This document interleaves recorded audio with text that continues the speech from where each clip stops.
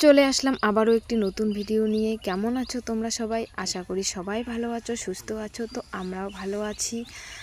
তো সকালে সমস্ত কাজ শেষ করে ছেলেদের জন্য টিফিন বানিয়ে রেডি করে ছেলেদেরকে রেডি করে দিলাম। দেওয়ার পর এই বিছানাটাকে আগে গুছিয়ে নিচ্ছি। গুছিয়ে নেওয়ার পর তারপরে আমি রেডি হব। দুই ছেলেকে নিয়ে যাব স্কুলে। তো ঘরের কাজগুলো আগে কমপ্লিট করছি। এগুলো না করলে ভালো লাগে না। তো সুকেস আলমারি যা আছে সবগুলোকে একটু পরিষ্কার করে নিচ্ছি। আর দেখো এই ছেলে, আমার দুই ছেলের কাণ্ড, কি লাগিয়ে রাখে এই আলমারির মধ্যে, উঠতেই চায় না। তো রেডি হয়ে দুই ছেলেকে নিয়ে যাচ্ছি স্কুলে। তো দেখো প্রচণ্ড রৌদ্র উঠেছে। তো স্কুলে দিয়ে আসলাম। স্কুলে দিয়ে আসার পর ভাত বসিয়ে দিয়েছি। আর এখানে আলু ভেন্ডি ভেজে নিচ্ছি। আগেই ডাল করেছি। তো আর রান্না করব হচ্ছে কালা কচুর তরকারি। তো ডালটা আমি আগেই করে নিয়েছি আর এখন করব কালা কচুর তরকারি। তো কালা কচুটা আগেই কেটে রেখেছিলাম, দুদিন আগেই, তোমাদের সঙ্গে শেয়ার করাই হয়নি। তো মাছের মাথা দিয়ে এই যে কালা কচুটাকে আমি রান্না করব। আর ছেলেদের জন্য ডাল, আলু ভাজা, ভেন্ডি ভাজা করেছি। আর আমার জন্য কালা কচু, ওরা তো খাবে না।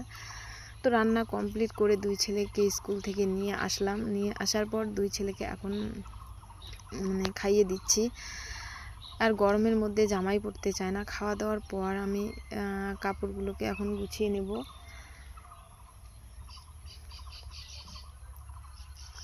আরও বাইরে অনেকগুলো কাপড় আছে। তো আকাশটাও মেঘ করেছে, মনে হয় বৃষ্টি আসবে।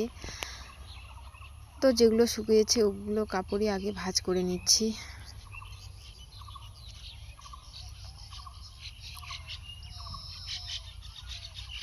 দেখো আকাশের অবস্থা, মানে হালকা হালকা হাওয়া দিচ্ছে, মনে হয় বৃষ্টি আসবে, মেঘ করেছে। তো উঠোনটাকে ঝাড়ু দিয়ে নিচ্ছি। মানে বাড়ির পিছনে সামনে বাঁশ বাগান। তো বাঁশের পাতা পড়ে একদম বাড়িটা, মানে উঠানটা একদম নোংরা হয়ে যায়। তো বৃষ্টি পড়লে তো এগুলো আর উঠতে চাইবে না। তো উঠোনটাকে আগে ঝাড়ু দিয়ে নিচ্ছি।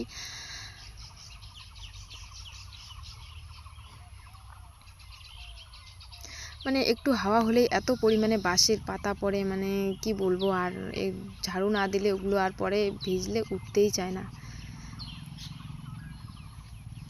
তো উঠোনটাকে ঝাড়ু দিয়ে নিলাম। দেখো একটু পরে বৃষ্টি, তো দেখো একটু পরে সেই বৃষ্টি চলেই এলো। তো প্রায় সন্ধ্যা লেগে গেছে। তো এখন বৃষ্টি চলে এলো। ভাবছি সন্ধ্যার দিকে একটু কি খাওয়া যায়। সন্ধ্যার দিকে একটু দুধ দিয়ে সেমাই বানিয়ে নিলাম, মুড়ি দিয়ে খাচ্ছি সেমাই।